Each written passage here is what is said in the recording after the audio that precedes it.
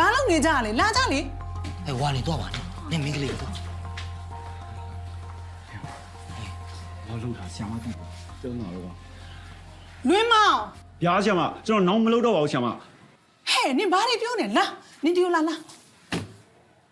ဒီအဖေကလာနှစ်ခုဘာကွာလဲပြောဘာကွာလဲစမြင်လား雷一挂我想嘛，雷没住啊。 နင်ကမဟုတ်တာတွေတော်တော်ပြောတယ်လေရင်တူလားမတူလားဆိုတာမင်းနေတာမဟုတ်ဘူး တော်နေမတူတော့ပါဆရာမ အေးအခုမင်းတို့အားလုံးကိုခေါ်လိုက်တာအဲ့ဒါပဲပြီးခဲ့တဲ့ဆောင်းပွဲမှာဒီ function ပုတ်ဆောင်ဆရာမသင်ထားတဲ့အတိုင်းမဟုတ်ပဲတခြားနည်းတွေနဲ့တွက်ထားကြတယ်ကဲပြောကြစမ်းမအောင်ဘသူတွက်နည်းတွေတော့ ဟောဆရာမအစင်းကြော်တော်လာပဲမယ်ပုံတင်နေရောအဖြေရောမှန်ပါတယ်ဒါပေမဲ့ဆရာမတွက်နေတိုင်းတော့မှာစာမွဲမှာအမှတ်ပေးမှာ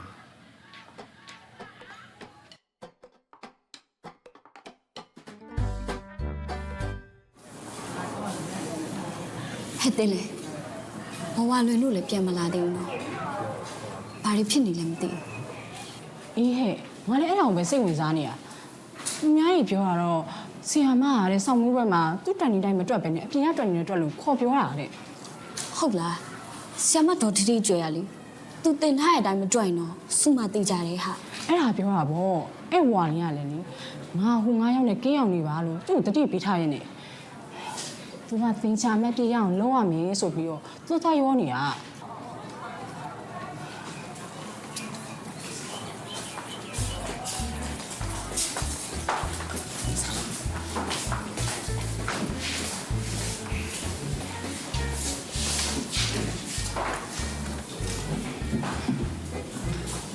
ဟဲ့ဘာလို့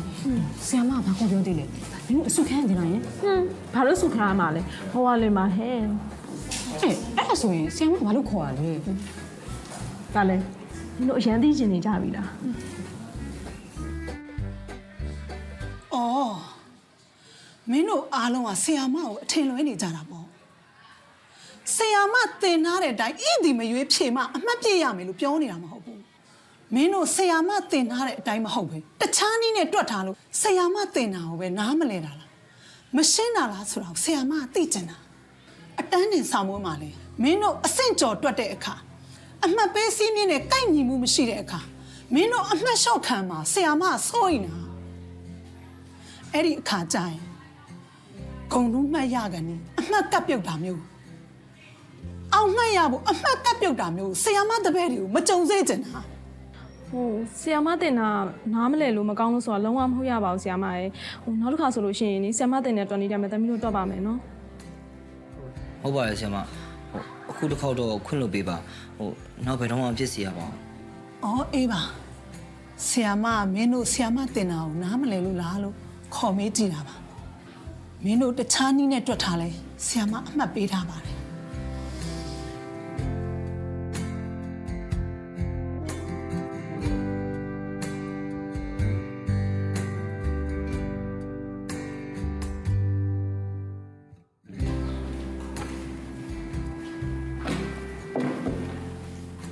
ငါတို့လို့ရတယ်မှားဝိုက်ထင်တယ်ပေါ့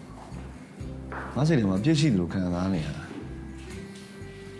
မင်းဘာကိုပြောချင်တာလဲတွန်းနီးပြောင်းတဲ့ကိစ္စလားမင်းုံကိစ္စလား နှစ်ခုလုံးပေါ့ကွာ ဒါပေမဲ့ဒီပြဿနာဒီလောက်နဲ့ပြီးတော့ကျေးဇူးတင်ရမယ်ကွာပြောမယ်သာပြောတော့ပါကွာငါလည်းနည်းနည်းတော့လန့်နေကွာမင်းကြောင့်ငါတို့တင်နေတဲ့အလုံးစင်ပြေသွားတယ်လေကွာပြီးတော့ចောင်းဆောင်ယူလဲပစိုးတက်ဝဲပေးလိုက်နေတာပဲကွာ ဟုတ်ပါလား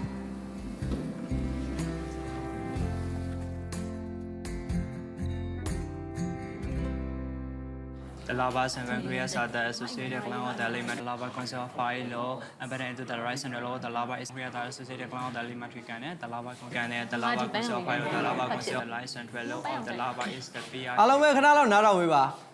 တင်ချာဆရာမအဖြေလွှာတွေပေးလိုက်တယ်ဟိုစုပြုံမိလာမျိုးနဲ့နော်နာမည်ခေါ်ပေးမယ်တယောက်ချင်းစီလိုက်ပိုင်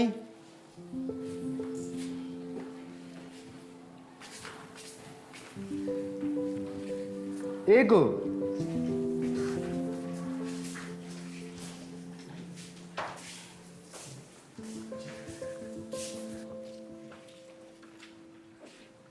အဲ့ရောပိုင် ဟန်နီ တင်ညာခုံလုံးမတော့ရတယ်ပေါ့ အေးကွာငါလည်းစာကြိုးစားပါတယ်ကွာမင်းတို့ကနောက်ဆိုအရင်လိုထင်သေးလို့မရတော့ဘူး ဝါလွယ်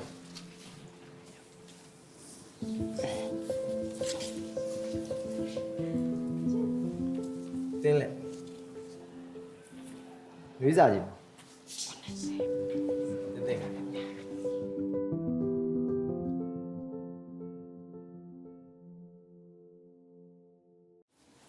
ကျေးဇူး တင်းလေငါလေအမှတ်ပြည့်လို့ကျင်တာအခုကလေ96မှတ်ပဲရတယ်သိလား ။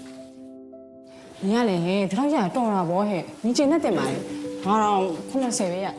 ဟွန်းမရပါဘူးနော်ငါ96မှတ်ရမကျင်တတ်နိုင်ငါအမှတ်တရပြည့်လို့ကျင်တာ ။အေးပါဟဲ့အေးပါနောက်ခါကျရင်ရအောင်ကြိုးစားပေါ့။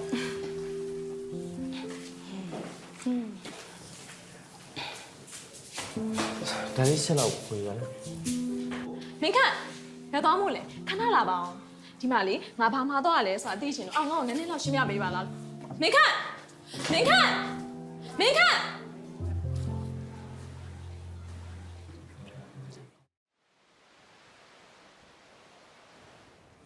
ဟောညီလေးတို့ဘာတောက်မလဲမသိ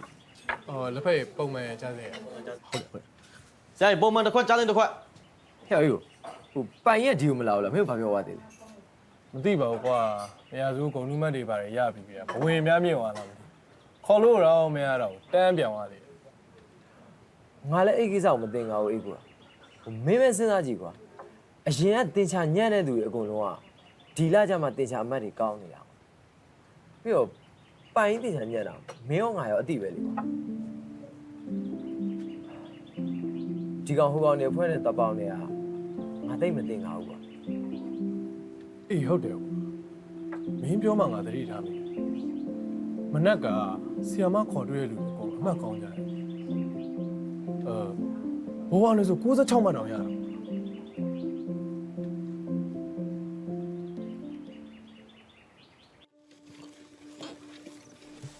့ရတယ်ဟိုကကျဲငါဆိုအမြင့်ဆုံးပဲ ဘယ်သူအမြင်ဆုံးရောက်မလဲဆိုတော့ကြည့်ရသေးအောင်ပေါ့ ဟာဟဲ့မလုံးနဲ့ကွာမင်းရ ဟုတ်လေမင်းတို့တိုက်တာရေးမကြည့်ဘူးအမငါဆိုရင်ကဂျားညံ့နေဗျ ဟာဟဲ့ရတယ်မင်းတို့ဒီနေ့ရောစုံလုံးကိုစီနေရှိသေးရ ဟဲ့အောင်ထိုးတော့ငါတို့လာနောက်ကျသွားလို့ပါကွာမင်းရတယ်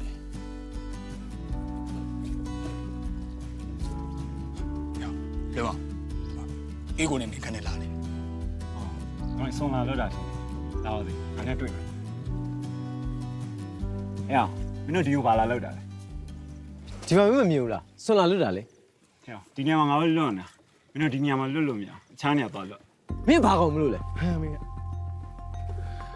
ခေါင်းလေးဘာဖတ်ဖြစ်မနေစမ်းပါ စာညမ်းတဲ့ကောင်တွေနားမှာနေငါတို့ကရောပြီးညံ့ကုန်ပါမလား ဟဲ့အေးကိုအေးပါစကားပြောရလဲမင်းရောဘယ်လောက်တော်နေလို့လဲ ဟဲ့ဒီတင်ရှာမဲ့ဘယ်လောက်ရလဲဟဲ့ငါတို့တော့အမှန်မများတဲ့ကောင်မျိုးကွာ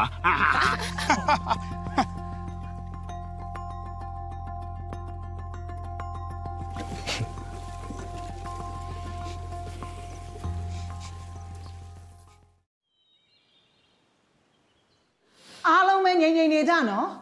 ဆရာမမရှိရင်မင်းတို့တန်းအဆူဆုံးပဲဆရာမကြီးတောင်သတိထားမိနေငြိမ်ငြိမ်နေကြကြားလား ဟုတ်ကဲ့ပါဆရာမ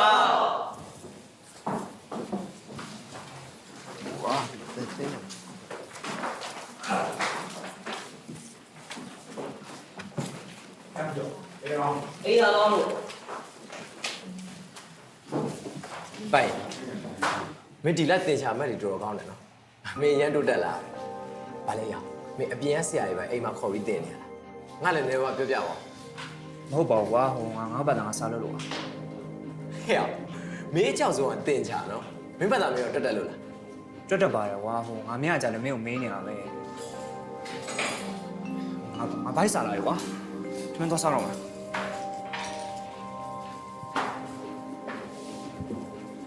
ဘောကလည်း မင်းခန့်ခေါ်လိုက်တာလား နင်မသွားစားမလို့လား ဘာဖြစ်လို့လဲ ဟိုနေ့ကနေမေးထားတဲ့ပုံစံကရှင်းပြပေးမလို့ တကယ်လား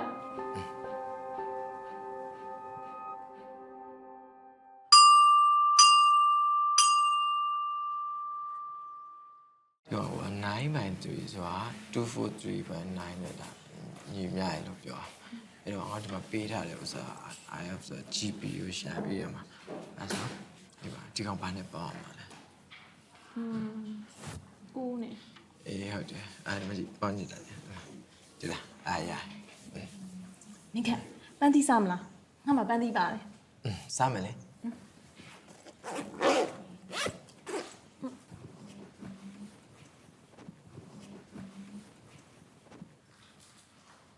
နင်ပန်းဒီကရေရောစေးထားရလား အင်းရထက်လာတွေကဆေးထားရလေ ဟောအိမ်ကစေးလာတာကြာနေပြီလေဟာအသီးနံနေဆိုတာအခုစေးပြီးခုစားမှာပို့ပြီးတော့စားလို့ကောင်းတာတွားထက်စေးလိုက်ပါလား အော်ခဏလေးဆောင်နော်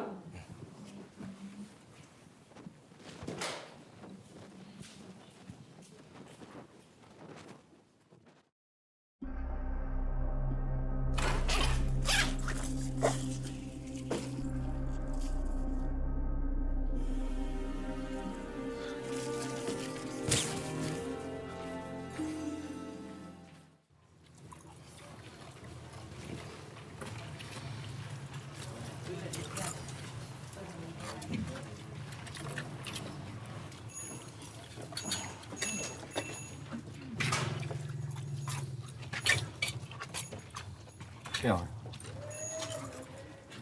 ငါတို့လည်းအမားမှန်ခွဲကြဖို့လိုနေပြီတဲ့အခုကတင်ချာမင်းကိစ္စတခုပဲနဲ့ငါတို့လည်းចောင်းသားချင်းကိုစီကံဖောက်ပြကြတော့ပြီးတော့ဆရာမကိုစော်ကားလည်းရောက်တော့ ခုမှတော့အားလုံးလက်လုံးမပြီးလို့ကွာဘာမှပြင်လို့မရတော့ဘူးလား ရေကောင်မင်းဘာဖြစ်နေရလဲအားလုံးပြီးသွားရလေဆရာမကလည်းငါတို့အားလုံးပေါ်နားလေပေးလိုက်တာပဲ ဆရာမနားလည်းပေးလိုက်တယ်ဆိုတာတင်ချာပုတ်တာကိုတခြားတွက်နေနဲ့တွက်တာမင်းဝင်ခိုးတာကိုပြောတာမဟုတ်ဘူး အဲ့ကိစ္စကိုဆရာမလည်းမသိပါဘူးကွာသိသွားရင်ရောငါဆက်ဖြစ်မှာလေ မင်းတို့တော့မသိဘူးကွာငါဆရာမတော်တူကျတဲ့အချိန်ဆိုတော့ဘလို့လန်များမသိဘူးကွာဆရာမလည်းမကြည့်ရဘူးဟိုငါလှုပ်ထားတာငါဒိတ်ပြမလုံးလို့ခံစားရတယ် လွင်မော်ဒီကိစ္စမင်းတယောက်လည်းလှုပ်ထားမှာမဟုတ်လားငါတို့အားလုံးလည်းဆိုင်တာပဲအားလုံးကအပြစ်ရှိရဘူး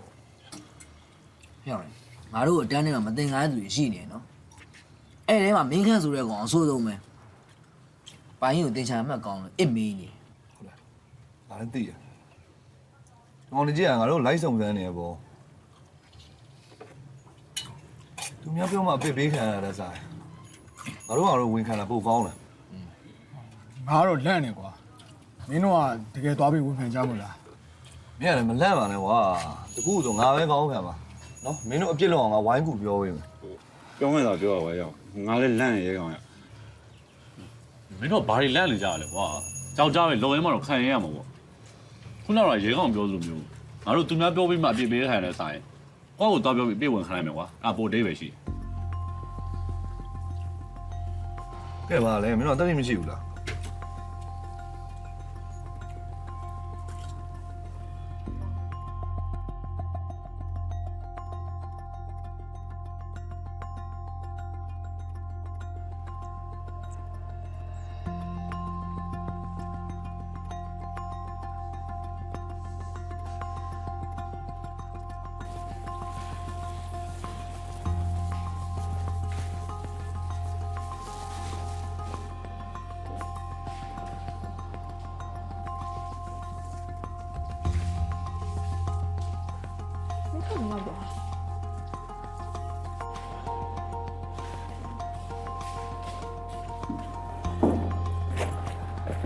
ဆောင်ရွက်အောင်ဆောင်ရွက်ဘယ်ရောက်သွားလဲတင်းလေနေငါကြော်ဝဲကိုကြိုင်နေလားဟိုငါနေကိုမယုံလို့မေးရမဟုတ်နော်ဒီတိုင်းပဲမေးကြည့်อ่ะ မခိုင်ပါဘူးနင်ဘာပြောက်လို့လဲ ဘာမှမပြောက်ပါဘူးဟဲ့မင်းခန့်ရောမင်းခန့်ဘယ်ထွက်သွားလဲနေတွေ့မိလား ခုနကနင်းနဲ့ထိုင်နေရမလားနင်ထွက်သွားပြီးတော့သူလည်းထွက်သွားတာပဲ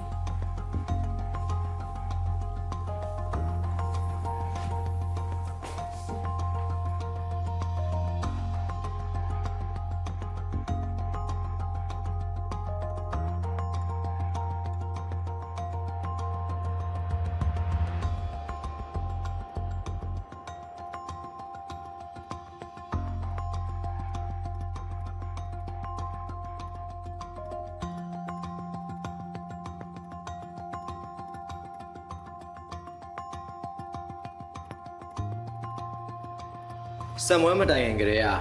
သူတို့ရဲ့အတန်းထဲမှာမိကိုအယောင်းဝယ်လုပ်နေကြပါဆရာမကြီးမိကိုရကြတဲ့လူတွေအကုန်လုံးကလည်းဒီလတင်ချာမှတ်တွေအကုန်ကောင်းကြပါတယ် ဒီမေကိုဘယ်ရရတယ်ဘယ်လိုရတယ်ဆိုတာဆရာမကြီးအမှန်တိုင်းသိကြတယ်မင်းတို့တွေမလိန်ကြနဲ့နော် ကျွန်တော်ပါဆရာမကြီး အေးဟုတ်ပြီကဲပြောစမ်းပါဦးဒီမေကိုဘယ်ကနေဘယ်လိုရတယ်လဲဆိုတာ ဆီယမဒေါက်တာတွေကျွဲမင်းဝန်ထုတ်တဲ့အချိန်မှာကျွန်တော်မြင်လိုက်တာပါပြီးတော့ဆီယမအစည်းအဝေးသွားတဲ့အချိန်မှာကျွန်တော်မင်းဝန်ဝင်ကူးခဲ့မိရပါဆီယမကြီး အော်ဆီယာမတွေအလုံးမအားတာကိုအခွင့်ကောင်းယူပြီးမင်းကမေကုန်းခိုးခဲ့တာပေါ့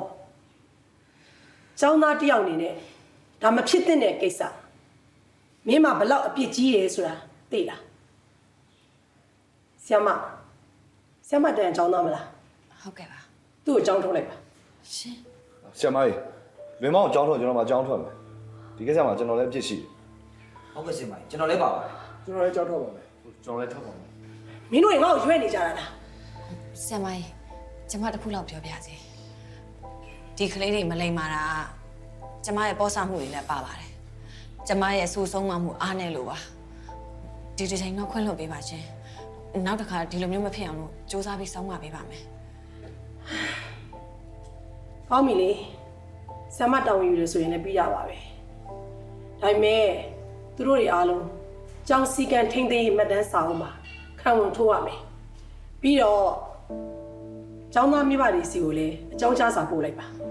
ဟုတ်ကဲ့ပါဆရာမကြီးကျမဆောင်ရွက်လိုက်ပါမယ် ကဲမင်းတို့တွေသွားလို့ရပြီ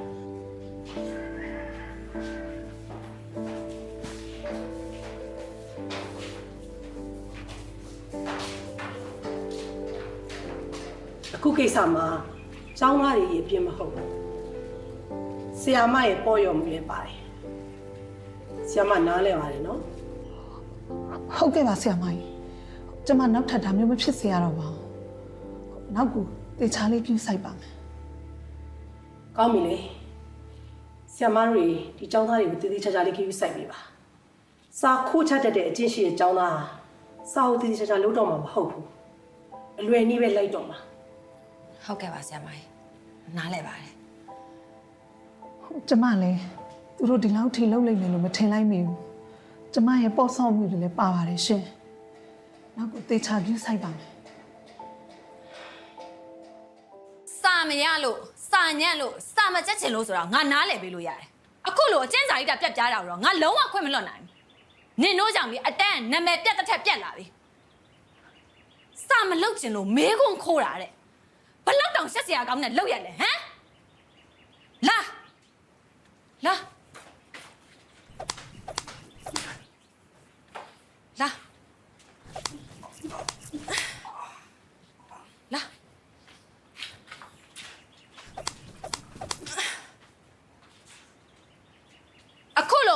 ခိုးဝက်လောက်တာပထမဦးဆုံးနဲ့နောက်ဆုံးချိန်ဖြစ်ပါစေနော်နောက်တစ်ခါဆိုနင်တို့9ယောက်လုံးငါကိုယ်တိုင်ကြောက်ထုတ်ပြမယ်နင်တို့တွေကလေဆရာမတွေကိုလှုပ်ချင်တိုင်းလှုပ်မလေးမစနဲ့ထင်တိုင်းကျဲနေတော့မှာလားဟောကျောင်းသားတဲ့နေ့ကလည်းကြက်ကြက်တတိထားနေနင်တို့9ယောက်လုံးငါတိတ်ချစောင့်ကြည့်နေမှာနော်သွားတော့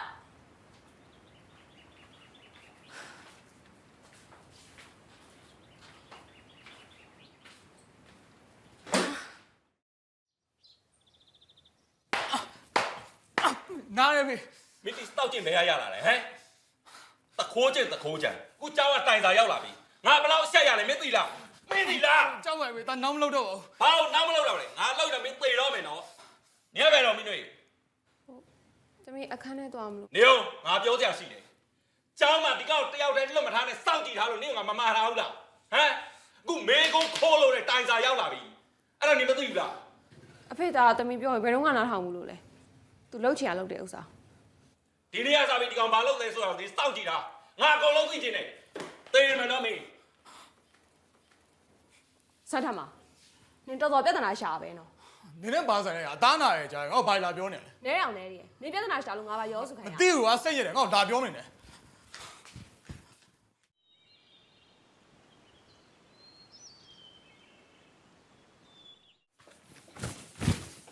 ကဲခင်မောင် ရပါ နောက်ခဏတော့မထိုင်အောင် ဘာခိုင်းမလို့လဲဒါဘာလုပ်ပြရမလဲ အားမခိုင်ဘူးခဏထိုင်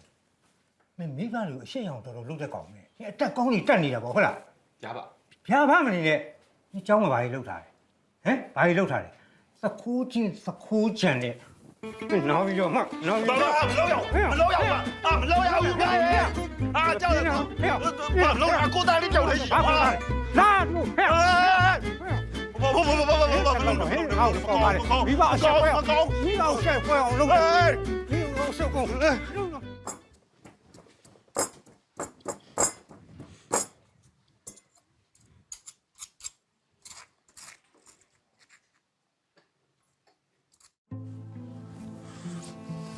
မလေး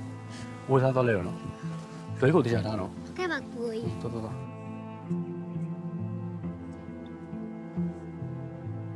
ထိုင်လေးအောင် နှစ်ထုပ်နော်သမီးအေးကျေးဇူးတင်ပါတယ်ထူးစောဒါညီမလေးနိမှန်မလို့ နေဘာလုံးလို့လဲဘာရှာမတတ်ချပေးမယ်လေ ရှာစရာမလိုနင်းရဲ့မှန်မလို့ပဲမလားငါ့ကိုပေး နေဘာလုံးလို့လဲ ကဲပေးလို့ပြောနေမလား မေဘာလုံးလို့တားမှန်ဘူးလို့ မအေးရတော့လေငါသားလေးအေးစစ်ပညာသင်ရပါစေဆိုတော့လိုလိုက်တာနင်ကငါ့ကိုစစ်စင်းအောင်လုပ်တယ်ပေါ့ဟုတ်လားအဲ့တော့နင့်ကိုလည်းငါပြန်လုပ်မယ်နင်ကမှမလုပ်ပါနဲ့ မရက်ဆက်ဝင်သားကြောက်ပါမေမလုံးပါနဲ့တားမှန်ဘူးလို့ ဟဲ့ငါဘာလုပ်လို့နင်အဲ့လောက်អော်နေရတာတော့ အမေသားမလို့ရိုက်ခွဲတော့မယ်လေ မအေးရတော့လေပြင်းဈေးရပြီးတော့ငါသားလေးပညာတတ်ကြီးဖြစ်ပါစေဆိုတော့လှုပ်ပေးနေတာလေဟမ်နင်ကအတက်ကောင်းတက်တယ်ဟုတ်လား တာနောင်းပြည့်ပြောမေသားတောင်းတာခရီးပေးပါတယ်တားမှန်လို့တော့ပြန်ပေးပါ နင်ဂတိတီးပါစေနော်ထူးစောဂတိတီးပါစေနော်အေးမဟုတ်တော့နင်ရဲ့မှန်မှန်ကရှိုက်ခွဲနေမှာနော်မလုံနဲ့ဒီမှာငါကတော့ဈေးရောက်တော့ပင်ပန်းလိုက်တာမပြောပါနဲ့အခုကျောင်းကခေါ်လို့သွားအောင်မယ်နင်မရှိမေပဲငါစက်တယ်ထူးစောရဲ့ဟဲ့ထူးစောအမလေးနင်ကြက်တတိထားနော်နင်ကြက်တတိထားအမလေးဒီသားတယောက်နဲ့တော့ငါပေးချင်တာပဲထူးစောဟဲ့ထိုင်လေးအောင်ဒီလိုလောင်းကျန်းပြန်ရောက်တာနဲ့အိမ်မှာကူမယ်မရှိဘူးရော့ဒီပဲထောင်းတာငါကြတော့ကင်လိုက်အောင်မယ်ထိုင်လေးအောင်နောက်တစ်ခါကျောင်းကပြန်လာလို့ရှိရင်အိမ်ကိုတန်းပြန်လာတာလိုချင်တယ်ကြားလား ဟုတ်ကဲ့ အေးအဲ့မြေပဲထောက်ပြီးစမ်းစေးထားပြောလိုက်လို့ရှိရင်တော့တခါတည်းမျက်နှာငယ်လေးနဲ့ဟုတ်ကဲ့နဲ့ပြီးသူလောက်ချင်တာသူလောက်တာနင်တို့ကိုလေအိမ်မှာခေါ်တင်ကျွေးထားအောင်တော့မကောက်ဘူးကြောက်မှထားပေးထားတာငါပြောတာကြားလား ဟုတ်လားမင်းကလေးကိုဘာလို့ရှောက်ပြောနေရလဲမင်းခိုင်တော့ तू တက်နေတယ်မြအကုန်လုပ်ပေးနေတာပဲလေပြီးတော့ကလေးတွေလမ်းစဉ်တောက်ပါစေ ရှင်ဘာမှမသိပဲနဲ့ဝင်မပြောနဲ့ကျမတို့တို့လိမ္မာအုံနေဆုံးပါပေးနေတာမသိပဲနဲ့ဝင်ပြောနေ တင်းနေအောင်အဲ့ဒါခဏလေးကပါ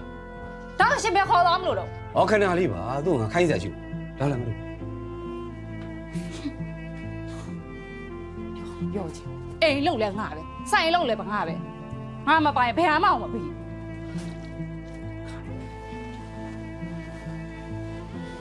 တိုင်း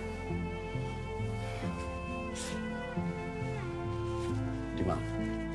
မင်းတို့ကြောင့်ပို့လိုက်တဲ့စာဒါအောင်မင်းတို့ဒီမှာဒီမင်းပညာကောင်းမှမသိချင်ဘူးမလို့ပဲစား တင်းဝင်လို့လေ ဒါဆိုဘာလို့မတမာတဲ့နေလို့ချင်ရတာလဲကွာ ကျွန်တော်က ဘာလဲအပေါင်းအသင်းတွေမြောက်ပေးလို့ဆိုတော့မပြောချင်တာလားဦးလေးအားလုံးသိပြီနေလေပဲမင်းတို့ကြောင့်ရောက်ခဲ့တိုင်းစီဆရာကြီးနဲ့တွေ့တယ်သူသားလည်းပါတယ်ဆို ဟုတ်ရဲ့ ဦးလေးမင်းကိုမဆူချင်ဘူးနော်သူများတွေမြောက်ပေးတယ်လိုက်လို့ဆရာမလို့ဘူးကွာဒီကိစ္စမင်းတို့မသိသေးဘူးသိမလွယ်ဘူးမင်းတို့ကြောင့်လည်းမသိရတာကွာလေးလေးမှတော့နေစမ်းပါကွာဦးလေးနောက်ဆိုတာမျိုးကြားချင်ဘူးနော် ဒီတော့ကျွန်တော်အဲ့လိုဖြစ်စီရ ကဲရှင်တို့စကားဝိုင်းဒီနေ့ပြီးအောင်ပါလားအိမ်မှာလောက်တယ်တပုံးရှိသေးတယ် ဩမင်းရလေကွာဘလို့ဖြစ်နေရလဲငါခိုင်းစရာရှိလို့ပါဆို ရှင့်လောက်ကဘလောက်များရေးကြီးနေလို့တော့ ဩဟိုဘက်လမ်းကိုသားမျက်စီစာပို့ခိုင်းနေတာငါတို့ ရောင်း မင်းနားလဲတယ်နော် ဟုတ်ရဲ့ ရောက် ကျမမသိအောင်ကြိတ်ဘယ်တိုင်မီနေကြတယ်မသိပါဘူးတော့ ဘူးစေချတော့ ဟဲ့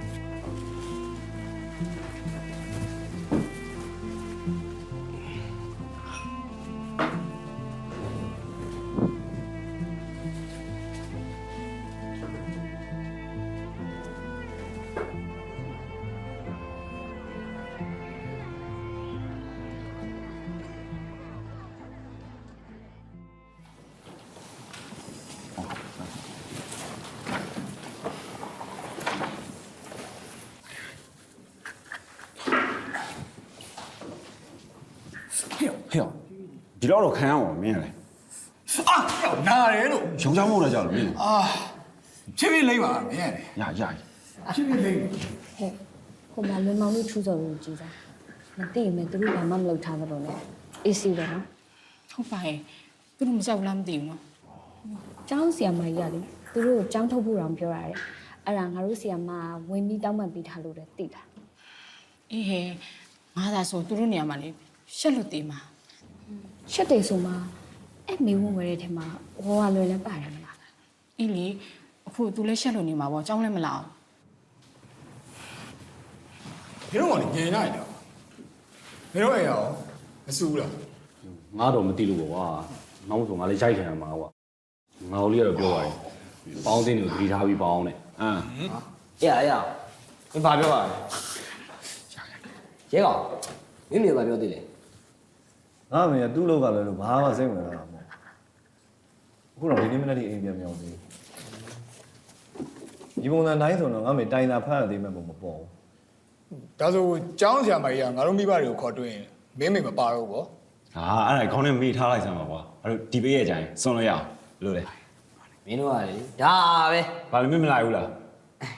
လိုက်ပါဘော အဲ့ဒါဆိုရင်စွန့်လို့ဖို့ပဲခေါင်းနဲ့ထည့်ထားကြဟုတ်ပြီလား မင်းမောင်ဆရာကြီးနေတယ်နေပါလား ရှာရွဲတွေကွာဟေ့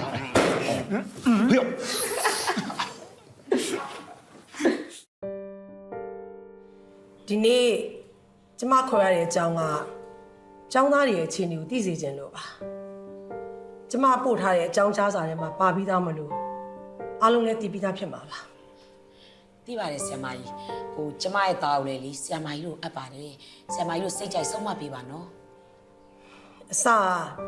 ဒီကျောင်းသား9ယောက်ကိုကျောင်းထုတ်ဖြစ်ဖို့ကျမဆုံးဖြတ်ခဲ့ပေမယ့်သူတို့အတန်းမိုင်ဆရာမသူကလေးတွေကိုသူတာဝန်ယူပါမယ်ကျောင်းတော့မထုတ်ပါနဲ့လို့တောင်းပန်တဲ့အတွက်ကျမမထုတ်တော့ပါဘူး ကျေးဇူးတင်ပါတယ်ဆရာမကြီး မကြငင်တန်းနေစာမေးပွဲကြီးကလည်းဖြေဆိုရမှာဆိုတော့ဒီကလေး9ယောက်တက်ကိုကျမတို့စိတ်ပူမိပါတယ်ဆရာနဲ့မိဘတွေပူးပေါင်းပြီးဒီကလေး9ယောက်ရဲ့အနာဂတ်ကိုလှပအောင်ဖန်တီးပေးစေချင်ပါတယ်ဒါကြောင့်မလို့မိဘတွေပါဝင်မှုကိုကျမတောင်းဆိုပါရစေ စိတ်ချပါဆရာမကြီးကျွန်တော်ပါဝင်ပါမယ် ကောင်းပါပြီအရင်ဆုံးကျောင်းသားတွေမိကွန်းခိုးတဲ့ကိစ္စမိဘတွေသိရှိကြောင်းလက်မှတ်ထိုးပေးပါ ဟုတ်ကဲ့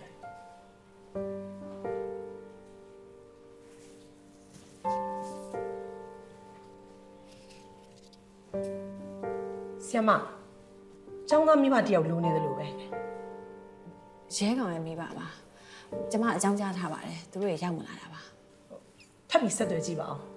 ဟုတ်ကဲ့ပါဆရာမကြီး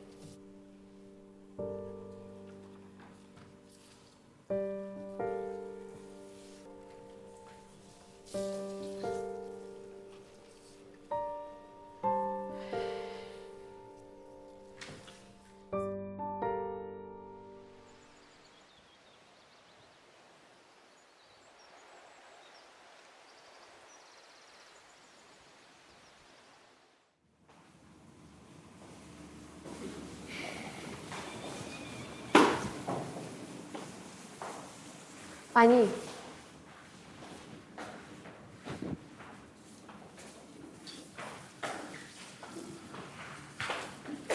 လွေငါ့ကိုစိတ်ဆိုးနေမှာလား ဘာလို့စိတ်ဆိုးရမှာလဲ ငါဝါလွင်နဲ့စာတူတောက်လုံးနေလို့ငါ့ကိုအမြင်မကြည့်ဖြစ်နေမှာမဟုတ်လား နေပါနေဘယ်သူနဲ့ပဲစားချက်ပေါ့ငါလည်းဘာဆိုင်လို့လဲ ငါသူနဲ့ရောတုံရင်လုံနေအောင်နင်တဝင်းတိုနေမှာမဟုတ်ဘူးလား မင်းခန့်ဒီတော်ကြီးရပဲဒီမှာငါနေနဲ့ပတ်သက်ပြီးမှလေဘာမှလည်းစိတ်မဆုံးတုံးလည်းမတုံးနေကငါတကယ်ချင်းဖြစ်လို့ရတယ်လို့တကယ်ချင်းဖြစ်လို့ရပဲလေအဲ့ဒါဘာဆန်းလို့လဲ အဲ့ဆိုငါသူနဲ့ရောတုံရင်လုံနေအောင်နင်ဘယ်လို့မှမနေဘူးဟာလား မင်းခန့်ဒီဘာဖြစ်နေရလဲဒီမှာနေဘယ်သူနဲ့ပဲစားချက်ပေါ့ကောင်းတော့တာပဲဥစားငါဘာဘူးလို့နေရမှာလဲ ခန့်ဟောဒီခုံးလေးဝိုင်းမှာပေးပါလား နေရလေအတန်းထဲမှာယောက်ျားလေးဆိုတော့ငါတယောက်တည်းရှိရမှာမဟုတ်တာဟိုမှာအေးကိုလူပိုင်လို့လည်းရှိသူတို့ငါဟဲ့လေ နင်ကလည်းငါ့ကိုအားကိုးတဲ့ဟာကိုဘာလဲဒါလေးတော့မကူညီပေးချင်ဘူးလား ကဲပါမင်းခန့်ရဲ့ဟိုမှာကိုယ်နန်လို့ပဲဥစားတော့ခုလုပ်ပြလိုက်စမ်းပါ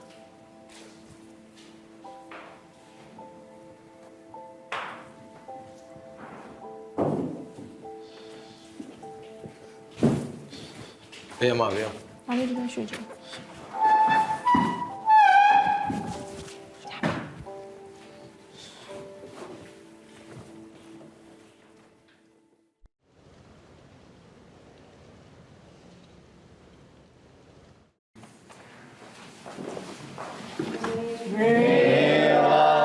ဆရာမ ထိုင်ညာ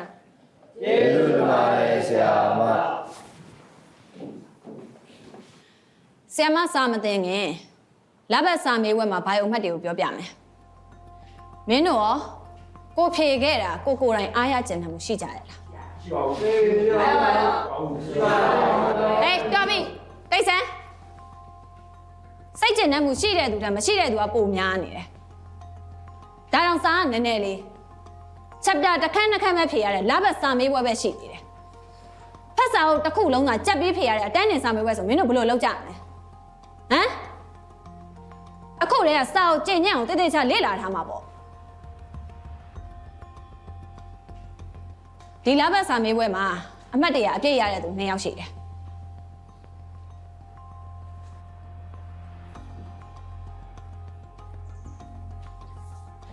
နှွေးစာကြီးမောင်းနဲ့မင်းခန့်အမြဲစာကြိုးစားတဲ့ခလေးတွေမို့လို့ဆရာမဘာမှမပြောတော့ဆက်ပြီးကြိုးစားကြပါလို့ပဲပြောချင်တယ်။ဒီမှာကတော့ထူးထူးဆန်းဆန်းအဖြေလွှာလွတ်ကြီးတင်ထားတယ်။ဘာမှမဖြေထားဘူး။ဘာဆိုဘာမှမဖြေထားရနော်။တော်သေးလို့ပေါ့ခုံနံပါတ်တော့ရေးထားသေးတယ်။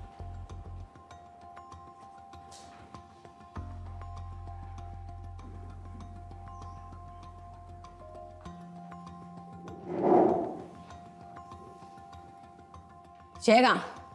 ဆရာမစီခဏလာ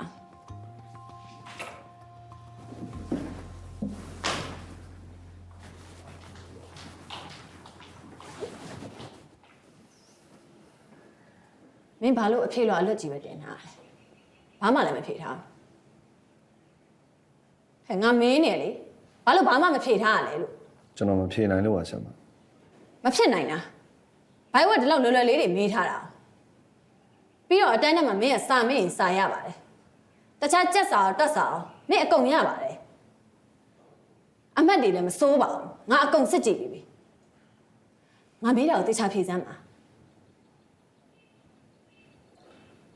ကျွန်တော်တို့တခြားဘာသာရပ်တွေကခက်ခဲမရှိပါဘူးဆရာဒါပေမဲ့ ဘာဖြစ်လဲ ကျွန်တော်အဲ့ဘာသာမဖြေနိုင်ဘူးဆရာ ရဲကောင်မင်းငါ့ကိုမလိန်နဲ့နော်မင်းကညံကောင်းတဲ့ចောင်းသားတစ်ယောက်ဆိုတာကိုငါသိတယ်စာမေးပွဲမှာအဖြေလွှာလွတ်တင်နေဆိုတဲ့ဟိုကမင်းကစာမေးပွဲကိုမခန့်လေးစားလုပ်ရရောက်တယ်ပြီးတော့ဒီဘာသာရဲ့သင်ကြားပေးတဲ့ဆရာအပေါ်ကိုလည်းမင်းမခန့်လေးစားလုပ်တာနဲ့အတူတူပဲ ကျွန်တော်မခံလေးစားလုပ်တာမဟုတ်ပါဘူးဆရာ ရဲကောင်တင်ချာမေကုန်းခိုးတော့ကလည်းမင်းလည်းပါတယ်နော်မဖြစ်တော့ဘူးမနေ့ပြန်မင်းမိဘခေါ်ခဲ့ငါမင်းအမေနဲ့တိတ်တိတ်ချာဆွေးနေမှရတော့မယ်သွားကိုယ့်နေရာကိုပြန်ထိုင်တော့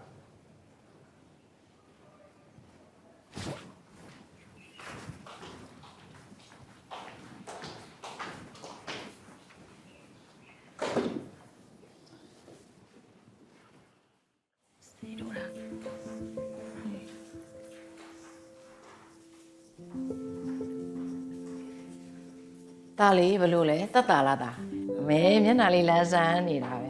ခလေးကိုစီးမှန်မှန်တိုက်နော်ဒါလေးဖို့နေဘလို့လဲတတ်တာလားဒါ တန်းနေကောင်းပါရဲ့ဆရာအိမ်ပြန်လို့ရရတာ တားလေးနေကောင်းအိမ်ပြန်မှာပေါ့တားလေးအခုတော့ဆရာမပေးတဲ့ဆေးတွေကိုမှမှတောက်ရမယ်နော်ထမင်းတွေမုတ်တွေညှိုက်စားနော် တားဆေးမတောက်ချင်ဘူးဆရာ ဟုတ်တယ်ဆရာမရဲ့တားလေးကလေဆေးတွေကိုခါလို့ဆိုလှုပ်လှုပ်ပြစ်နေတယ်ဆေးတောက်အောင်ပြောပြပါအောင်ဆရာမရဲ့ အေးပါ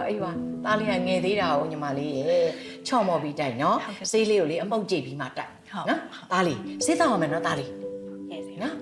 ညီမလေးအိမ်မှာရောရင်းလုံးအိမ်သာဆောက်ပြီးပြီလား ဟုတ်ဆရာမမှာထားတဲ့အတိုင်းကျွန်မအကုန်လုပ်ပြီးပါပြီဆရာမ အေးပါအစားအသောက်တွေကိုလေတန်တန်ရှင်းရှင်းပူပူနွေးနွေးချက်စားနော်နောက်ပြီးတော့သားလေးကိုချင်မကက်အောင်လဲဂယူဆိုင်နော်ညီမလေးဆရာမတာမိမိပြောတဲ့စကားတွေကိုနားထောင်ရမယ်နော်ဆေးတွေလွတ်မပြအောင်နော်တာလွတ်ပြလို့ရှိရင်လေတာကိုတွေအများကြီးပူလာမယ်အဲ့ဆိုဆရာမကလေအကြီးနဲ့ဆေးထိုးမှာ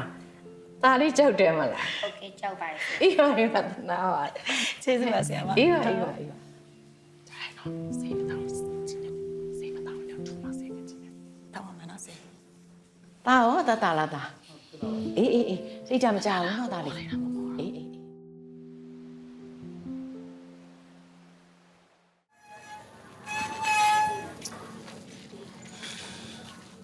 နစ်ဆိုင်ပိတ်တယ် ခဏနေအောင်ငါပြောစရာရှိတယ် ပါ နင်တို့ငါမှမဟုတ်တိုင်းမသိမိပါနဲ့ငါမကြိုက်ဘူး နင့်မမတူလား စွမ်းထက်မောင်ကိုပြောနေတာ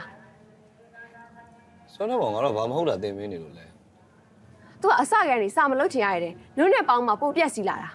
ပြောလို့မရဆိုလို့မရနဲ့အခုเจ้าကလည်းပြေးသေးတယ် အဲ့ဒါပဲစွမ်းတော့ပြက်စီးရငါတို့ရောက်လို့နေပြောကြတာသူကရင်လည်းအဲ့လိုပဲမဟုတ်ဘူးလား ဒါပေမဲ့ဆောင်းမပြီးကိုခိုးတဲ့အထိတော့မစိုးသေးဘူးနင်နဲ့ပေါင်းမှာအဲ့အကျင့်တွေတက်လာတာ ဒီမှာစွမ်းတော့ငါတို့ကဘာလုပ်ပါဆိုပြီးပြောတယ်မလို့သူကသူလှုပ်ချင်လှုပ်လိုက်မယ်လူတယောက်ပြက်စီးခြင်းမပြက်စီးခြင်းဆိုတာသူ့ရဲ့ပင်ကိုအတိတ်ထိတ်နေပဲဆိုင်တာလေ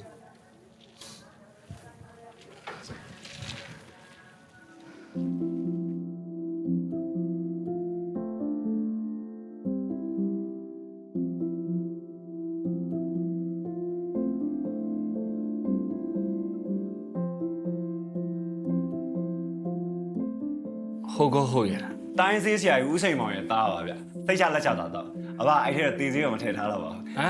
ဝဲတာများလိုက်လားအလှလုံးလို့လား မလီမက်မူရဲ့အိမ်ကိုလေအရေးကြီးတဲ့ဧည့်သည်လာမှမဟုတ်လို့တော့ အခုမင်းအမေရဲ့မျက်နှာကိုထောက်ပြီးတော့မင်းတို့ဒီတစ်ခါတော့ခွင့်လွှတ်လိုက်မယ်ဒါနောက်ဆုံးချိန်ဖြစ်ပါစေနော် ဒီနေ့အိမ်ကိုငါ့ဖေရဲ့အရင်ရင်းနှီးရဲ့မိတ်ဆွေတယောက်လာပါတယ်ငါအိမ်မှာရှိနေမှရမှာကွာဒီနေ့တော့လိုက်လို့မရတော့ ဒီကလေဘာမှအမကိုရအောင်အဲ့တော့နေလဲတူတူရှိနေရပဲမဟုတ်ဘူးလားဘာဖြစ်လို့မေခန့်ခါလားလား မင်းတန်တာရခါမင်းတတိယရခါမင်းရဲ့အနာနာရှိနေမဲ့သူပါပြောနေတဲ့အတူပြောမယ်ငိုနေတဲ့အတူငိုမယ်နှလုံးသားချင်းကအနီးဆုံးမှာတို့ရဲ့တဲ့လေးတွေတို့ရဲ့တဲ့ချင်းလေးတွေအမတရားများကပြွယ်မသွားနိုင်ပါမြင်နိုင်တဲ့ဖြူစင်ခြင်းဖြူပါကွာပျော်ရွှင်ခြင်းလောကကြီးအတွက်ပေးနေမှာ